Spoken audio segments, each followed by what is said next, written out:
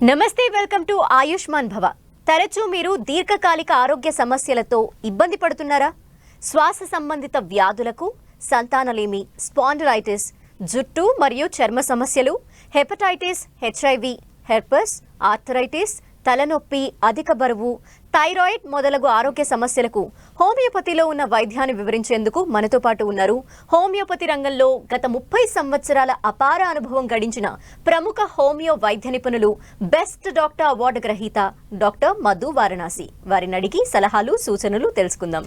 నమస్తే డాక్టర్. నమస్తే. Irritable bowel syndrome, దీని గురించి ఈ మధ్యకాలంలో ఎక్కువగా వింటున్నాం. అంటే ఏంటి? దీనికి హోమియోపతిలో ఎట్లాంటి ట్రీట్మెంట్ ఉంటుంది? జనరల్గా మనకేంటంటే ఐబిఎస్ అని కామన్గా అంటుంటాం. దీన్ని ఐబిఎస్నే మనం ఇరిటబుల్ బౌల్ సిండ్రోమ్ అంటాము. ఇరిటబుల్ బౌల్ డిజార్డర్ కానీ సిండ్రోమ్ కానీ నచ్చేం కాదు. బట్ ఇక్కడ ఏంటంటే ఐబిఎస్ అనేది కూడా ఈ మధ్య తరచుగా చాలా మందిలో కనిపిస్తూ ఉంటుంది. చాలామంది పేషెంట్స్ మనకి ఈ కంప్లైంట్ చెప్తుంటారు. అంటే ఫస్ట్ ఆఫ్ ఆల్ మనకు పేషెంట్స్కు దానిపైన అవేర్నెస్ లేకపోవడం వల్ల మనకు ఐబిఎస్ అని ఇది కూడా వాళ్ళు డయాగ్నోస్ చేసుకోలేరు, డాక్టర్ని కూడా అప్రోచ్ కారు. ఎందుకంటే ఇవి ఏముంది చిన్న చిన్న కంప్లైంట్స్ కదా అనిపిస్తుంటాయి. మేజర్గా ఏ పేషెంట్ అయినా ఐబిఎస్ అని గుర్తుపట్టాలంటే కొన్ని కంప్లైంట్స్ ఉంటాయి ఎప్పుడు కూడా, దాన్ని చూసి మనం గుర్తుపట్టేయచ్చు. అంటే చాలామంది ఏమనుకుంటారు, ఏదో మోషన్ ప్రాబ్లంలే అనుకుంటారు. బట్ ఐబిఎస్ కూడా చాలా తలనొప్పికి ఇష్టం చెప్పాలంటే. అంటే దీనివల్ల ఏంటంటే పేషెంట్కు lifestyle, routine life disturbance బాగా ఎక్కువగా ఉంటుంది. అంటే పేషెంట్కి ఎలా ఉంటుంది ఐబిఎస్ అంటే, ఏదైనా చిన్నగా మోషన్స్ కావడం, లూజ్ మోషన్స్ కావడం, కొన్ని రోజులు కాన్స్టిపేషన్ లాగా ఉండడం, అంటే ఆల్టర్నేట్ అవుతుంటుంది. ఆల్టర్నేట్ కాన్స్టిపేషన్, డయారియా కావచ్చు. ఏదైనా బయట ఫుడ్ తింటే రియాక్ట్ అవుతుంటాడు. ఏదైనా స్పైసీ ఫుడ్ తిన్నా, నార్మల్ ఫుడ్, అంటే ఏదైనా సరే అన్వాంటెడ్, అంటే బయట తన రొటీన్ ఫుడ్ కాకుండా, సాఫ్ట్ ఫుడ్ కాకుండా ఏ కొంచెం వేరియేషన్స్ వచ్చినా కూడా పేషెంట్ రియాక్ట్ అయిపోతాడు. అంటే అప్పుడు ఈ పేషెంట్ కదా తిన్నప్పుడు ఏమనిపిస్తుంది, చిన్న మైల్డ్ డిస్కంఫర్ట్ కావచ్చు అబ్డామెన్లో, దాంతోపాటు మోషన్కి వెళ్దామనే డిజైర్ కావచ్చు. సో కొన్ని రోజులు లూజ్ మోషన్స్ లాగా వెళ్తూ ఉంటాడు, కొన్ని రోజులు కాన్స్టిపేషన్ లాగా వెళ్తుంటాడు. దీనివల్ల ఏమవుతుంది, పేషెంట్ భయపడిపోతాడు. అంటే బయట తినాలంటే భయపడతాడు. ఎందుకంటే మీకు ఎందుకు వచ్చిన రిస్క్లే, బయట మనం తినడం వల్ల మనకి సఫర్ అవుతున్నాను కదా అని చెప్పి ఆ భయంతో కూడా బయట ఎక్కడికి పోవడానికి భయపడతాడు. బయట ఏమైనా ఫంక్షన్స్ అటెండ్ కావడానికి ఇబ్బంది పడుతుంటాడు. ఏమన్నా ఒక పార్టీస్ లాగా అటెండ్ కాలేకపోతే, అంటే ఏదైనా లిబరల్గా తినలేడు ఆ పేషెంట్. అంటే ఏదైనా చూసుకుంటూ మ్యాగ్నిఫై చేసుకుంటూ ఉండాలి. అంటే ఇది తింటే నాకు ఏమవుతుందని భయంతో తింటాడు తప్ప ఫ్రీగా తినలేడు.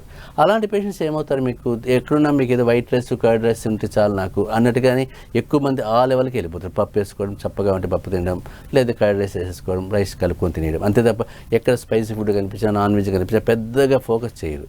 ఇలాంటి కేసులు ఈ మధ్య మనకు ఎక్కువగా కనిపిస్తాయి పేషెంట్స్లో. ఎందుకంటే ఈ పేషెంట్స్కి ఐబిఎస్ అని తెలియకపోవడం వల్ల దీన్ని మనం ఐబిఎస్ అంటుంటాం.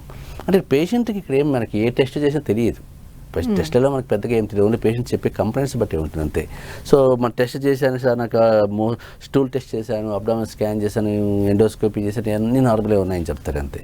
కానీ ఐబిఎస్లో మీకు ఈ పేషెంట్కి ఈ టెస్ట్లు ఏమి లేకపోయినా కూడా ఈ సిమ్టమ్స్ తనకు సఫర్ అవుతూ ఉంటాడు. కాబట్టి అందువల్ల ఇలాంటి పేషెంట్స్ ఎప్పుడు కూడా తప్పనిసరిగా హోమియోపతికి అప్రోచ్ కావాలి. ఎందుకంటే ఇది ఒక రకంగా చెప్పాలంటే పేషెంట్ రొటీన్ లైఫ్ డిస్టర్బ్ అవుతుంది, ఫిజికల్గా, మెంటల్గా కూడా సఫర్ అవుతాడు, వెయిట్ లాస్ అయిపోతాడు తినకపోవడం వల్ల, భయపడిపోతుంటాడు. అంటే తింటే ఏమవుతుంది ఏమని భయపడి ఏ కొంచెం కూడా తినలేడు బయట. అందువల్ల మీకు ఏమవుతుంది, వెయిట్ కూడా లాస్ అయిపోతుంటారు సరైన ఫుడ్ లేకపోవడం వల్ల.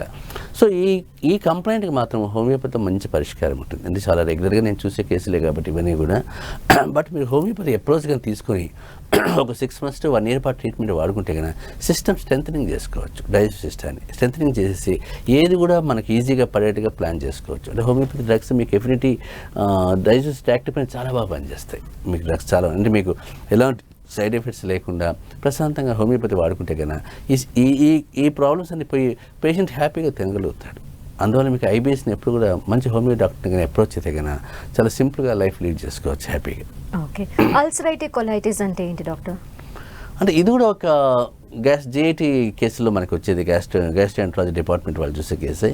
ఇది కూడా మీకు అల్సరేటివ్ కొలైటిస్లో కూడా పేషెంట్ చాలా సఫర్ అవుతారు. ఎందుకంటే ఐబిఎస్ కంటే కూడా అల్సరేటివ్ కొలైటిస్లో ఎక్కువ సఫర్ అవుతారు. ఐబిఎస్ దీంట్లో ఇది మీకు ఇరిటబుల్ బౌల్ సిండ్రోమ్ అన్నాము, దీన్ని ఇన్ఫ్లమేటరీ బౌల్ సిండ్రోమ్ అనొచ్చు మనం. అంటే ఇక్కడ ఇన్ఫ్లమేషన్ లోపల వాపు కూడా ఉంటుంది కోలన్లో మీకు ఈ కొలైటిస్, అంటే ఇంటెస్టైన్స్లో వచ్చే ప్రాబ్లమ్స్ ఇవన్నీ కూడా. ఈ అల్సరేటివ్ కొలైటిస్ పేషెంట్ మాత్రం బాగా సఫర్ అవుతారు. ఎందుకంటే ఒక రకంగా ఇది ఇమ్యూన్ డిజార్డర్ అనడానికి ఛాన్స్ ఉంటుంది మనకి, ఇప్పుడు ఆటో ఇమ్యూన్ డిజార్డర్ కావచ్చు అని చెప్పేసి. బట్ ఇక్కడ ఏంటంటే ఈ పేషెంట్ మాత్రం బయటపడిపోతుంటాడు ఇబ్బంది. అంటే ఈ పేషెంట్లో కంప్లైంట్స్ చాలా ఎక్కువగానే ఉంటాయి. పెయిన్ కావచ్చు, స్టమక్ పెయిన్ కావచ్చు, మోషన్స్లో మ్యూకస్ జిగురులాగా పడుతుంటుంది, బ్లడ్ పడుతూ ఉంటుంది, అర్జీ ఉంటుంది, వెళ్దామనిపిస్తుంటుంది, వామిటింగ్ సెన్సేషన్ ఉంటుంది, నాజియా లాగా వస్తుంటుంది, ఆకలి తగ్గిపోతూ ఉంటుంది, బ్లోటింగ్ లాగా అనిపిస్తుంటుంది. ఈ పేషెంట్స్కి మల్టిపుల్ సింటమ్స్ డెవలప్ అవుతాయి.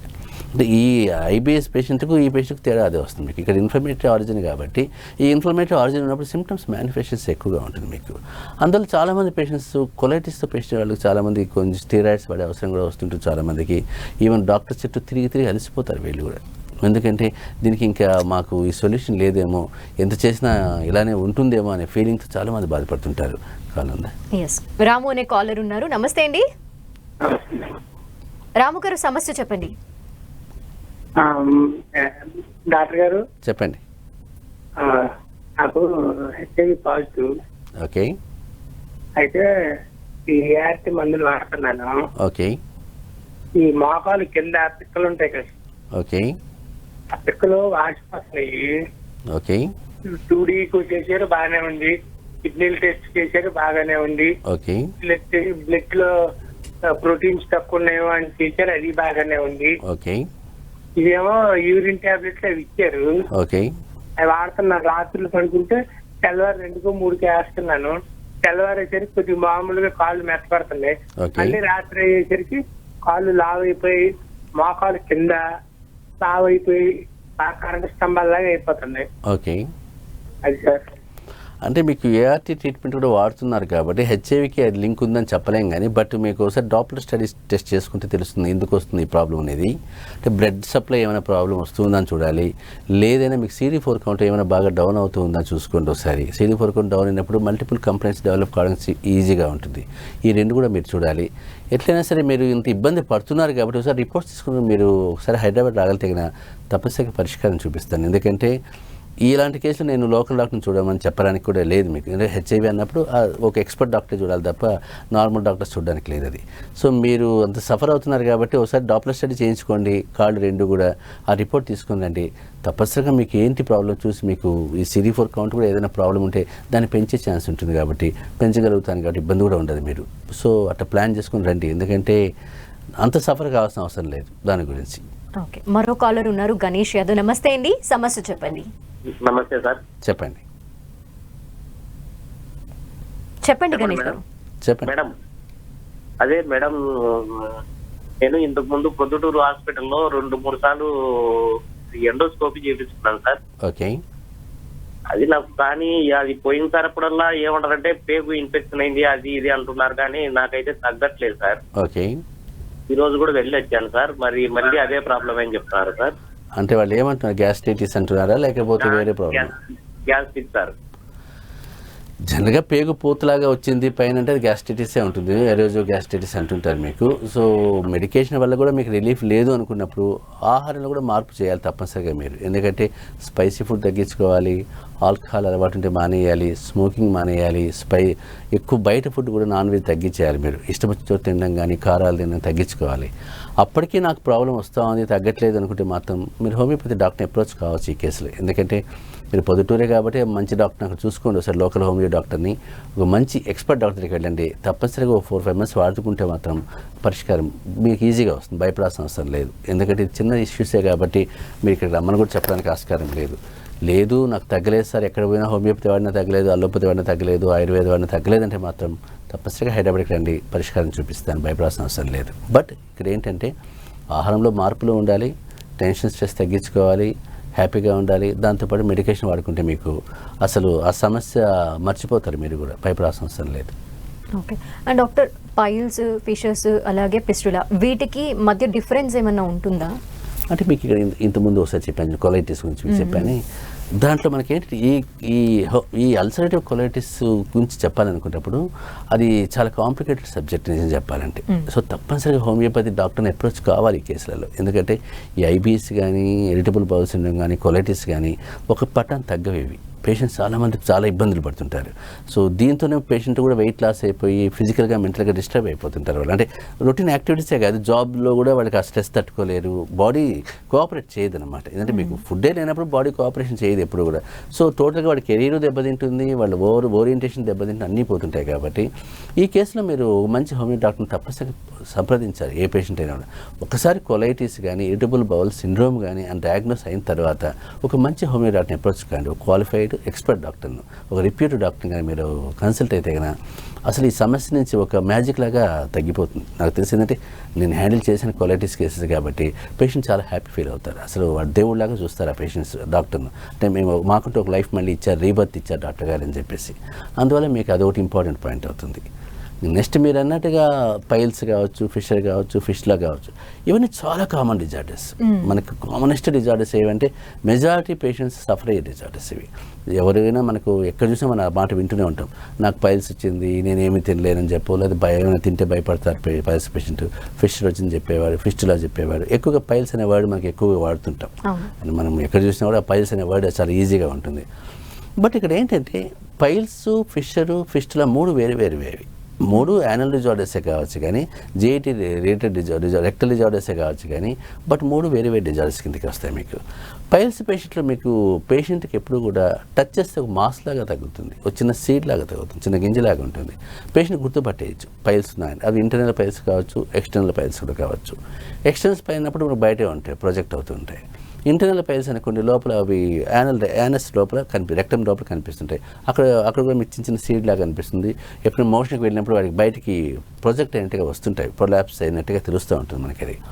బట్ ఇక్కడ ఏంటంటే పేషెంట్ గుర్తుపట్టాల్సింది అది పైల్సా కాదా కూడా గుర్తుపెట్టుకోవాలి. చాలామంది పేషెంట్స్లో మేజర్ కంప్లైంట్ పెయిన్ ఉంటుంది, బ్లడ్ ఉంటుంది, బ్లీడింగ్ ఉంటుంది, రెక్టల్లో ఉంటుంది, బర్నింగ్ ఉంటుంది. ఈ మూడు కంప్లైంట్స్ పేషెంట్ చెప్తుంటాడు.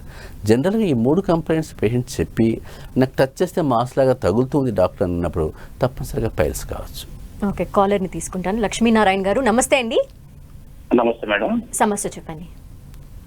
మేడం నాకు దాదాపు 26 years గా స్కిన్ ప్రాబ్లము, స్కిన్ అలర్జీ ఏం తెలియదు, అది సోరియాసిస్ ఏం తెలీదు, లేక తర్వాత ఎగ్జిమా ఏం తెలియదు. రకరకాలుగా డాక్టర్ కన్సల్టేషన్ అయినప్పుడు వాళ్ళు టెస్ట్ చేసి పాలిథిన్ మొక్క వల్ల వచ్చింది ఒక హాస్పిటల్ అంటారు, ఒకరు ఎగ్జిమా అంటారు, ఒక అలర్జీ స్కిన్ అలర్జీ అంటారు. రకరకాలుగా 26 years గా బాధపడుతున్నాను. విపరీతమైన దురదలు అనమాట, ఎండకపోతే భరించలేదు. ఎప్పుడు స్కిన్ స్ట్రైట్ గా ఉండడము, బిగుసుకుపోవడము, విపరీతమైన దురదలు రావడం, ఈ విధంగా సమస్య పడతాను మేడం. చాలా సమస్య పడుతున్నా. ఇప్పుడు కూడా నేను ఆయుర్వేదిక్ మెడిసిన్ వాడుతున్నా, కంటిన్యూ చేస్తున్నాను. బెంగళూరు నుంచి తెచ్చి వాడుతున్నాను. ఆయుర్వేదిక్ పెద్దగా 20 days అయింది, పెద్దగా రిలీఫ్ ఇవ్వడం లేదు. ఈ విధంగా బాధపడుతున్నాను 26 years నుంచి మేడం. అదొకటి. ముందే నాకు బ్రాంకైటిస్, ఆస్మా ఉంది, అది కూడా కంట్రోల్ ఉంది. యోగా కంటిన్యూ చేస్తూ ఉంటాను, కంట్రోల్లో ఉంది.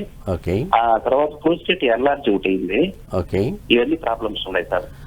జనరల్గా మీరు చెప్పిన కంప్లైంట్స్ చూస్తుంటే మీ కేసులో సొరియాసిస్ కాకపోవచ్చేమో. ఎందుకంటే సొరియాసిస్ అంటే మీకు పొలుసులుగా వస్తుంటుంది, స్కేలే ఎక్కువగా ఉంటుంది. మీరు ఇట్లా గోకినా మనకు స్కేల్స్ లాగా పడిపోతుంటుంది, పొట్టులాగా. అది సొరియాటిక్ కిందకి వస్తుంది. నాకు తెలిసి మీరు ఎండకి వెళ్తే కూడా ఇబ్బంది అంటున్నారు కాబట్టి అది సన్ అలర్జీతో వచ్చిన డెర్మటైటిస్ కావచ్చు, లేదంటే మామూలు ఎటోపిక్ డెర్మటైటిస్ కావచ్చు, ఉత్త డెర్మటైటిస్ కావచ్చు, ఏదైనా మీకు అది ఎగ్జిమా టైప్లో ఒక టైప్ కావచ్చు అది. సో 6 years నుంచి బాధపడుతున్నారంటున్నారు కాబట్టి ఒక డయాగ్నోసిస్ కూడా లేకుండా తప్పనిసరిగా మీరు హోమియో డాక్టర్ని అప్రోచ్ కావడమే మంచిది. ఎందుకంటే మీకు చూడకుండా నేను అది సొరియాసిసా, డెర్మటైటిసా, ఫోటో డెర్మటైటిసా అని చెప్పలేను కాబట్టి. బట్ మీరు ఒక్కసారి ప్లాన్ చేసుకొని కన్నా మీరు రాగలిగితే కన్నా దానికి ట్రీట్మెంట్ ఇచ్చే ఛాన్స్ ఉంటుంది. ఎందుకు రాగలిగితే అని చెప్తున్నానంటే ఇది కూడా మీరు 6 years నుంచి బాధపడుతున్నారు కాబట్టి ఒక లోకల్ డాక్టర్ని కన్సల్ట్ కమ్మని చెప్పలేను నేను. ఈ కేసులో మీకు ఒక ఎక్స్పర్ట్ డాక్టరే ఉండాల్సి వస్తుంది కాబట్టి ఒకసారి మీరు ప్లాన్ చేసుకుని మీరు తప్పనిసరిగా హోమియోపతి పరిష్కారం జరుగుతుంది. అంతేగాని బాధపడాల్సిన అవసరం లేదు. ఎందుకంటే మనం స్కిన్ కేసెస్ చూస్తుంటాం, సొరియాసిస్ లాంటివే కంట్రోల్ అవుతుంటాయి. ఇప్పుడు ఈ డెర్మటైటిస్ ఇవన్నీ పెద్ద ఇష్యూస్ కాదు. అంటే మనకేంటి ఆ అప్రోచ్ చూసుకోవాలి మనం. అంటే పేషెంట్కు ఆ కమిట్మెంట్ కూడా ఉండాలి ట్రీట్మెంట్లో. ఎందుకంటే చాలామంది పేషెంట్స్ ఏమవుతుందంటే ఒక 1-2 months వాడు బ్రేక్ ఇద్దాం అనుకునే వాళ్ళు చాలామంది ఉంటారు. అలా కాకుండా ఒక 6 months to 1 year పాటు కంటిన్యూస్గా వాడాలి. అప్పుడు ఇమ్యూనిటీ లెవెల్స్ పెంచడానికి ఆస్కారం ఉంటుంది. అంతేగాని అలాంటివి ఏమీ లేకుండా ఏదో హోమియోపతి వాడుతున్నాం తగ్గలేదు అనుకోవడం చాలా తప్పు అనమాట. అంటే మన దగ్గరికి వచ్చేదంతా ఎప్పుడు అందరినీ చూసుకునే వస్తారు. అంతా ఫెయిల్ అయిపోయి చేతులు ఎత్తేసిన తర్వాత మన దగ్గరికి వస్తారు. అంతవరకు రారు. కాబట్టి అప్పుడు వచ్చి హోమియో డాక్టర్ని తొందర పెడుతుంటారు. మాకు 2 months తగ్గిస్తారా 3 months తగ్గిస్తారని. సో ఆ అప్రోచ్ తప్పు మీకు. కాబట్టి మీరు తప్పనిసరిగా హైదరాబాద్కి రండి, పరిష్కారం చూపిస్తాను. ఓకే, మరో కాలర్ ఉన్నారు. తిమ్మప్ప, నమస్తే అండి, సమస్య చెప్పండి. సమస్య ఏం లేదు మేడం, ఆయుష్మాన్ 5 లక్షలది కార్డు ఉంది నాది, ఎక్కడికి రావాలా సార్? మీకు ఇది ప్రైవేట్ హాస్పిటలే కాబట్టి మీకు అది ఇన్సూరెన్స్కి సంబంధం లేదు. అంతగా మీరు భయపడాల్సిన అవసరం లేదు. మీకు ఏదో లక్షలు ఖర్చు అయిపోతుంది భయపడాల్సిన అవసరం లేదు. మీ సమస్య ఏదైనా సరే రండి, మామూలుగానే ఉంటుంది, పెద్ద భయపడాల్సిన మీకు. అంతేగాని ఏదో మీరు ఆస్తులన్నీ అమ్ముకునేంత డబ్బులు ఏం కాదు, నార్మల్ ఫీజులే ఉంటాయి, పెద్ద భయపడాల్సిన అవసరం లేదు. మీరేం ప్యాకేజీ లాగా ఉండవు నా దగ్గర. పేషెంట్కి అఫోర్డబిలిటీ ఉంటుంది, పేదవాళ్ళకి మామూలుగా వాళ్ళకి తగ్గట్టే ఉంటుంది తప్ప అందరికీ అన్నట్టే ఉంటుంది తప్ప ఎక్కడ కూడా కమర్షియల్గా ఏమి ఉండదు. కాబట్టి మీరేం వర్రీ అవసరం లేదు. ఒకసారి చూసుకొని రండి, ఏ కార్డు అవసరం లేదు, నార్మల్గా వచ్చేయండి, చూసి పంపిస్తాను. ఓకే, ఫిషర్స్ అలాగే ఫిస్టులా గురించి కూడా ఒకసారి చెప్పండి. జనరల్గా మనకు పైల్స్ అన్న తర్వాత ఈ పేషెంట్ ఇది గుర్తుపట్టగలుగుతాడు మామూలుగానే. ఇంకా ఫిషర్కి వచ్చినప్పుడు పేషెంట్కి అక్కడే అర్థం కాదు, కన్ఫ్యూజన్ అక్కడే వస్తుంది. ఎందుకంటే చాలామంది మాకు పెయిన్ ఉంది, మంట ఉంది, బ్లడ్ పడుతుంది, పైల్స్ అని చెప్పేసి వచ్చేస్తుంటారు. అంటే టెస్ట్ ఏం చేయించుకోరు కాబట్టి అంటే డాక్టర్ దగ్గర పోయి ఓపెన్గా చేయించుకునే అర్థం రాదు. ఎందుకంటే ఒకసారి సిగ్గు కావచ్చు, హెసిటేషన్ కావచ్చు. కాబట్టి ఫిషర్లో మీకు ఏంటంటే పేషెంట్కి ఒక క్రాక్ లాగా ఉంటుంది. మరి ఘాటు పెడితే ఒక కత్తితో ఘాటు ఎలా పెడితే ఎలా ఉంటుందో అలా యానల్ చుట్టూ ఉంటుంది. మనకి ఎక్కడైనా రావచ్చు ఘాటు, అది ఫిషర్ అంటారు. ఈ ఫిషర్ పేషెంట్ కూడా పెయిన్ చాలా భరించలేని పెయిన్. ఎందుకంటే పైల్స్ కంటే అన్బేరబుల్ పెయిన్ ఫిషర్ పెయిన్. అంటే పేషెంట్ కూర్చోలేదు కంఫర్టబుల్గా. ఘాటు పెడితే ఎలా ఉంటుంది, మంటగా నొప్పిగానే ఉంటుంది. ఈ పేషెంట్కి మోషన్ హార్డ్ అయినప్పుడు అది మళ్ళీ ఓపెన్ అవుతూ ఉంటుంది. కాబట్టి అన్బేరబుల్ పెయిన్. ఈ పేషెంట్లో కూడా మీకు కంప్లైంట్స్ చెప్తాడు సేమ్, పెయిన్ ఉంది సార్, నాకు బర్నింగ్ ఉంది, బ్లడ్ పడుతూ ఉందండి. ఇక బ్లడ్ ఏమంటే మీకు పేషెంట్కి ఇక్కడ డ్రాప్స్ లాగా పడడం కంటే కూడా ఒక స్ట్రీక్ లాగా పడుతుంది బ్లడ్, ఒక మోషన్తో పాటు ఒక లైన్ లాగా వస్తూ ఉంటుంది పేషెంట్లు. అప్పుడు కూడా మనం గుర్తుపట్టచ్చు ఏదైనా ఫిషర్ కావచ్చేమో అని చెప్పి. అంటే ఇక్కడ మీకు డ్రాప్స్ లాగా పడింది, ఇక్కడ ఒక లైన్ లాగా పడుతుందని ఆ పేషెంట్ అడిగే దాంట్లో మనం చెప్పచ్చు మనకి ఏంటినది. సో ఈ ఫిషర్ పేషెంట్ కూడా మీకు హోమియోపతి బాగా రెస్పాండ్ అవుతాడు. ఎందుకంటే చాలామంది అలోపతికి వెళ్ళి అసలు మాకు ఇబ్బంది పడుతున్నామండి, వాళ్ళు సర్జరీ అంటున్నారని వచ్చిన వాళ్ళే ఎక్కువ మంది ఉంటారు. అంటే సర్జరీ చెప్తేనే వస్తారు కాబట్టి ఎక్కువ మంది కూడా. సో ఫిషర్ కూడా హోమియోపతిక్ మేనేజ్మెంట్ చాలా బాగుంటుంది, కానీ సరైన ట్రీట్మెంట్ వాడాల్సి వస్తుంది మీకు. ఫిస్టులా అన్నప్పుడు మీకు ఏమవుతుందంటే అది ఒక చిన్న హోల్ అనమాట. అక్కడ చిన్న హోల్ పడిపోయి యానల్కి పైన యానల్ రీజన్ చుట్టూ పైన చిన్న హోల్ లాగా పడి ఉంటుంది. ఆ హోల్ నుంచి మీకు స్టిక్కీగా డిశ్చార్జ్ వస్తూ ఉంటుంది. అంటే హోల్ నుంచి పస్ రావచ్చు, డిశ్చార్జ్ కావచ్చు. ఎక్కువగా మనకి పేషెంట్స్ని మనం అడిగితే చెప్పేస్తారు, అండర్వేర్కి ఏమైనా నీకు మార్క్స్ లాగా పడుతూ ఉందా ఈవినింగ్ అయ్యేసరికి అంటే చెప్తారు పేషెంట్. అవును సార్, నా అండర్వేర్కు చిన్న మార్క్ లాగా బ్లడ్ కానీ పస్ లాగా అనిపిస్తుంటుంది, చాలా అన్బేరబుల్ పెయిన్ ఉంటుంది. ఫిస్టులా పేషెంట్స్ ఎప్పుడు కూడా ఈవెన్ సర్జరీ చేసినా కూడా రిలాప్స్ అయిపోయింది చెప్పిన వాళ్ళు చాలామంది ఉంటారు. మళ్ళీ వచ్చింది సార్ మాకు ఇదే ప్రాబ్లం అనేది. అందువల్ల మనకు ఫిస్టులాను తెలుసుకోవాలని అంటే ఆ లోపల ఎంటామికల్గా దానికి ఉండే ఆ లెంత్ తెలుసుకోవాలనుకుంటే ఫిస్టులో కూడా మన ఒక టెస్ట్ ఉంటుంది. అది చేయించామనుకుంటే ఆ ట్రాక్ ఎంత పొడవు ఉంది, లోపల ఎంతవరకు డ్యామేజ్ ఏంటో తెలుస్తుంది. దాన్ని బట్టి మనం ట్రీట్మెంట్ పార్ట్ చెప్పచ్చు. అందువల్ల నేను ఇప్పుడు పైల్స్ కావచ్చు, ఫిషర్ కావచ్చు, ఫిస్టులా కావచ్చు, ఈ 3 కంప్లైంట్స్ ఏ వచ్చినా మీకు హోమియోపతి చాలా మ్యాజిక్ డ్రగ్ లాగా పనిచేస్తుంది. ఎందుకంటే ఎంత సివియర్ పెయిన్తో వచ్చిన పేషెంట్స్ కూడా నా దగ్గరికి వచ్చిన పేషెంట్స్ పైల్స్లో కానీ పేషెంట్స్ ఈవెన్ పెయిన్ కిల్లర్స్ వాడాము, యాంటీబయాటిక్స్ వాడాము, పైకి అప్లికేషన్స్ రాసామని వచ్చిన వాళ్ళే ఉంటారు. వాడు హోమియోపతి వాడిన తర్వాత 1 week వాడిన తర్వాత అసలు మ్యాజిక్ లాగా వాడి పెయిన్ తగ్గిపోతుంది. ఈవెన్ నేను కూడా ఎక్స్పెక్ట్ చేయలేదు అంత బాగా పెయిన్ ఎలా తగ్గిందనేది. ఈవెన్ నాకు వస్తే కూడా తగ్గదేమో కానీ అది పేషెంట్కి ఇవ్వడం వల్ల తగ్గిందేమో కానీ, బట్ వాళ్ళు నిజంగా ఎలా చెప్తారే అసలు మాకు ఆ పెయిన్ చేత్తో తీసేసేట్ అయిపోయింది అంటారు. అంత రిలీఫ్ వస్తుంది పేషెంట్కి. నిజం చెప్పాలంటే అది వాళ్ళ అదృష్టం కావచ్చు, సెలెక్షన్ ఆఫ్ డ్రగ్ కావచ్చు, మనం చెప్పలేం. ఎందుకంటే అంతకుముందు రోజు పేషెంట్ కళ్ళ నీళ్లు పెట్టుకుని ఏడుస్తూ కూర్చుంటాడు మన ముందు, నాకు ఈ నొప్పి భరించలేని నొప్పి ఉంది, నాకు మీరు రిలీవ్ చేయండి అని. అంటే అంత పెయిన్ కిల్లర్స్ వేసినా తగ్గని నొప్పి అది. అలాంటి హోమియోపతితో అంత పెయిన్ కిల్లర్లు హోమియోపతి స్పెసిఫిక్ పెయిన్ కిల్లర్స్ ఏమి ఉండవు. బట్ రిలీఫ్ వచ్చింది అంటే ఆ సెలెక్షన్ ఆఫ్ డ్రగ్ చాలా ఇంపార్టెంట్ అవుతుంది మీకు. అంటే ఆ డాక్టర్ పైన డిపెండ్ అవుతుంది. కాబట్టి అలాంటి కేసులో మీరు తప్పనిసరిగా హోమియోపతికి అప్రోచ్ అయితే కనుక సర్జికల్ ఇంటర్వెన్షన్ లేకుండా మేనేజ్ చేయొచ్చు. ఇంకా తప్పదు, ఇన్ఎవిటబుల్ కొన్ని కేసులు అనుకోండి, ఇంకా ఎవరికైనా చెప్పలేము అది. బట్ నేను చూసిన కేసులు సర్జరీ చెప్పినవే ఒకటాయి, నా దగ్గరికి వచ్చినవన్నీ సర్జరీ చెప్పిన తర్వాత వస్తారు. కాబట్టి 98% ఆఫ్ కేసెస్ ఎవరు సర్జరీకి వెళ్ళలేదు అని నేను గ్యారెంటీగా చెప్పగలుగుతాను. ఎందుకంటే నేను చూశాను కాబట్టి, ఎవరిని పంపలేదు కాబట్టి నాకు అంతకంటే ఏం లేదు. ఓకే, కాలర్ని తీసుకుంటాను. శ్రీనివాస్ గారు నమస్తే అండి, సమస్య చెప్పండి. నమస్కారం సార్, చెప్పండి. నాకు బ్రెయిన్ స్ట్రోక్ వచ్చి 2 సంవత్సరాలు దాటింది మేడం. ఓకే. నాకు కంప్లీట్ గా తగ్గుతలేదు. షోల్డర్ బ్యాక్ సైడ్ బాగా పెయిన్ ఉంది.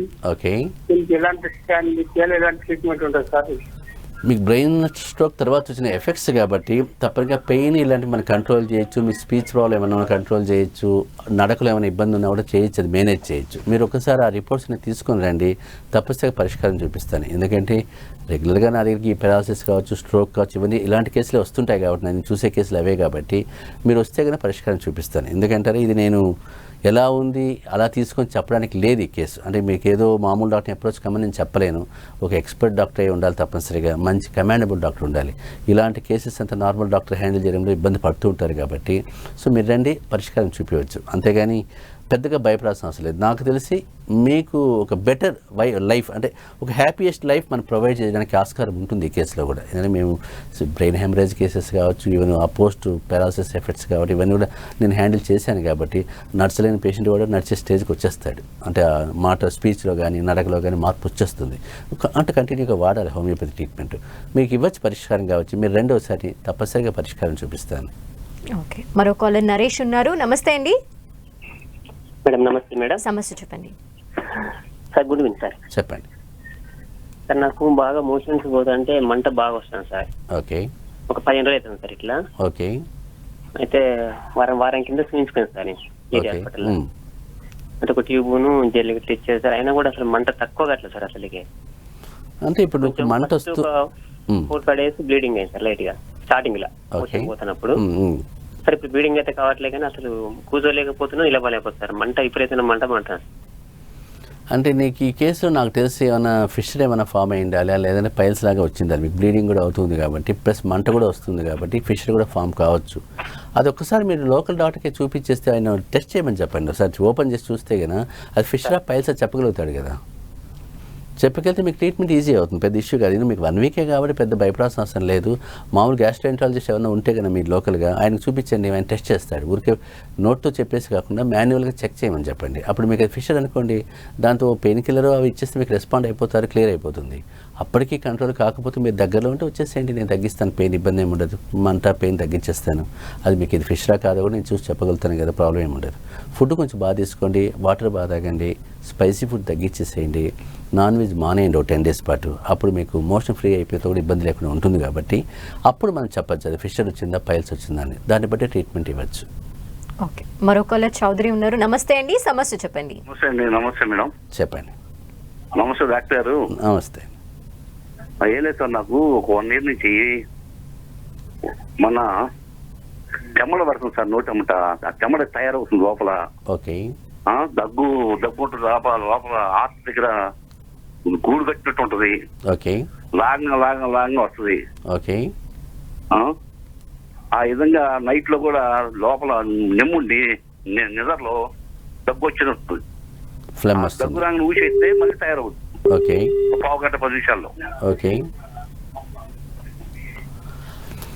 జనరల్గా మీ కేసులో ఏమైనా బ్రాంకిటిస్ ఏమైనా ఉండొచ్చు. ఎందుకంటే మీకు ఆ హిస్టరీ ఏమైనా ఉందాం చూడాలి. స్మోకింగ్ హిస్టరీ మీకు ఉన్నా కూడా డస్ట్లో పనిచేసే వాళ్ళకి కానీ, స్మోక్లో పనిచేసే వాళ్ళకి కానీ, స్మోకింగ్ అలవాటు ఉన్న వాళ్ళకి కానీ ఈ ఛాన్సెస్ ఎక్కువగా ఉంటాయి, లంగ్ డిజార్డర్స్ ఉంటాయి కాబట్టి. సో మీరు నెమ్ములాగా అంటే కూడా ఫ్లెమ్లాగా వచ్చేస్తూ ఉంది కాబట్టి, టైట్నెస్ ఉంది కాబట్టి ఒకసారి మీరు నన్ను అడిగితే కన్నా ఒకసారి సిటీ స్కాన్ టెస్ట్ తీసుకోండి, ఒకసారి తెలుస్తుంది మనకి ఏంటి ప్రాబ్లం అనేది. దాన్ని బట్టి ట్రీట్మెంట్కి వెళ్ళచ్చు. ఇప్పుడు మీకు మరీ కన్ఫ్యూజన్గా ఉంది నాకంటే ఇది మీకు ఒక మంచి హోమియో డాక్టర్ గారు మీరు కలిస్తే కన్నా ముందు రిలీఫ్ ఇచ్చేస్తాడు మీకు ఇబ్బంది లేకుండా. రిలీఫ్ ఇచ్చిన తర్వాత కూడా మీరు సిటీ స్కాన్ తీసుకోవచ్చు. దాన్ని బట్టి మన ట్రీట్మెంట్ పార్ట్ వెళ్ళచ్చు. ఎందుకంటే ఇది పెద్దగా వరి అయ్యేంత కేసు కాదు. నా డౌట్ మీకు స్మోకింగ్ హిస్టరీ కూడా ఉందనిపిస్తుంది. సో అది ఉందో లేదో ఒకసారి చూసుకోండి మీరు.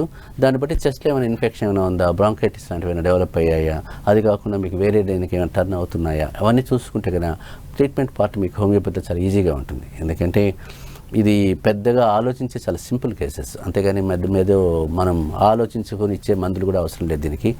ఒక మంచి homeo doctor, qualified homeo doctor దగ్గరికి వెళ్ళండి, కంపల్సరీ హ్యాండిల్ చేస్తారు దాన్ని. అండ్ డాక్టర్, మీరు 2 తెలుగు రాష్ట్రాల్లో కూడా ప్రముఖ హోమియో వైద్యులు. సో చాలామంది చాలా రకాల సమస్యలతో ఇబ్బంది పడుతున్నారు, వారికి ఎటువంటి సలహాలు ఇస్తారు? నేను చాలామంది పేషెంట్స్కి ఇచ్చే సలహా ఒకటే ఉంటుంది. మీకు ఎప్పుడైనా హోమియోపతి వాడినా మాకు తగ్గలేదు, హోమియోపతి వాడాము, అలోపతి వాడాము, హోమియోపతి చాలామందికి వెళ్ళాము తగ్గలేదని చెప్పి పేషెంట్స్ చూశాను నేను. ఇక్కడ వాళ్ళు చేసే మిస్టేక్ ఏంటంటే సరైన హోమియో డాక్టర్ని ఎంచుకోవట్లేదు వాళ్ళు. సరైన మంచి డాక్టర్ని ఎంచుకోవాలి. అంతేగాని హోమియోపతి కదా అని చెప్పేసి ఏదో పక్కన వాడు ఇస్తున్నారు, ఫ్రీగా ఇస్తున్నారు, బుక్స్లో చదివాం మేము, టెంపుల్ ఇచ్చాం, కొనుక్కున్నాం, వేసుకున్నాం అంటారు. అంటే అది తప్పు అనమాట. ఒక క్వాలిఫైడ్ డాక్టర్స్కు, ఒక ఎక్స్పర్ట్ డాక్టర్ దగ్గరికి వెళ్ళాలి. అప్పుడు మీకు ఆ మెడిసిన్స్ రామబాణంలాగా పనిచేస్తాయి. అంతేగాని ఒక మంచి డాక్టర్ని వెతుక్కోకుండా మేము హోమియోపతి వాడడం తగ్గలేదు అనేది మాత్రం అది సిస్టమ్ తప్పు కాదు, అది డాక్టర్ తప్పు అవుతుంది మీకు. అందువల్ల నేను ఇచ్చే అడ్వైస్ అంటే ఒక మంచి డాక్టర్ కోసం మీరు ఎంత దూరమైనా వెళ్ళండి. అంతేగాని నేనేదో కాకినాడలో ఉన్నాను, హైదరాబాద్కి రాలేనంటే తప్పది. ఇప్పుడు నా క్లినిక్లో 70% ఆఫ్ పేషెంట్స్ అవుట్ సైడర్స్ ఉంటారు. అంత కాకినాడ, అనంతపురం, బాంబే, ఢిల్లీ ఈ టైప్ అక్కడి నుంచి వచ్చిన వాళ్ళంతా కూడా కదిరి, తిరుపతి, ఆదిలాబాద్ ఎంత దూరాలు చెప్పండి. 70 to 80% ఆఫ్ పేషెంట్స్ నాకు అవుట్ సైడర్స్ ఎక్కువ. ఒక 20% నాకు లోకల్ పేషెంట్స్ ఉంటారు. ఈవెన్ నేను ప్రాక్టీస్ చేసే నా కాలనీలో కూడా ఒక్కరు కూడా ఉండరు. నేను చెప్పాలి, ఒక పేషెంట్ ఉంటే ఎక్కువ. నేను వివేకానంద కాలనీ పేషెంట్స్ అంతా అవుట్ సైడ్ వస్తాను. అంటే నేను ఎందుకు చెప్తానంటే అంత దూరం నుంచి కూడా పేషెంట్ ఎందుకు వస్తున్నానంటే ఒక సరైన డాక్టర్ కోసం రావాలి అంటాను. కానీ చాలామంది పేషెంట్స్లో అవేర్నెస్ ఉండట్లేదు. అంత దూరం ఏం వెళ్తాం, ఇక్కడ ఎక్కడైనా బ్రాంచ్ ఉంటే మేము చూపించుకుంటాం సార్ అంటారు.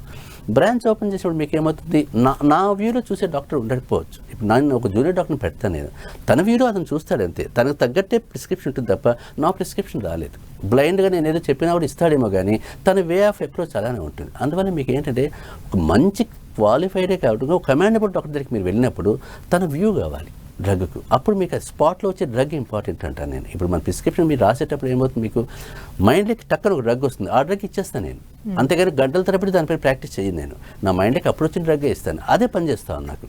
అలా నేను లక్షల కేసులు చూశాను కాబట్టి ఒక సరైన డాక్టర్ కోసం మీరు తప్పనిసరిగా వెళ్ళండి తప్ప నెగ్లెక్ట్ చేయకూడదు అంటాను. Okay, thank you doctor. చాలామంది పేషెంట్స్కి కూడా మీరు మంచి సలహాలు, సూచనలు ఇచ్చారు. Thank you once again. ఇది ఇవాల్టి ఆయుష్మాన్ భవ. చూస్తూనే ఉండండి 10 TV.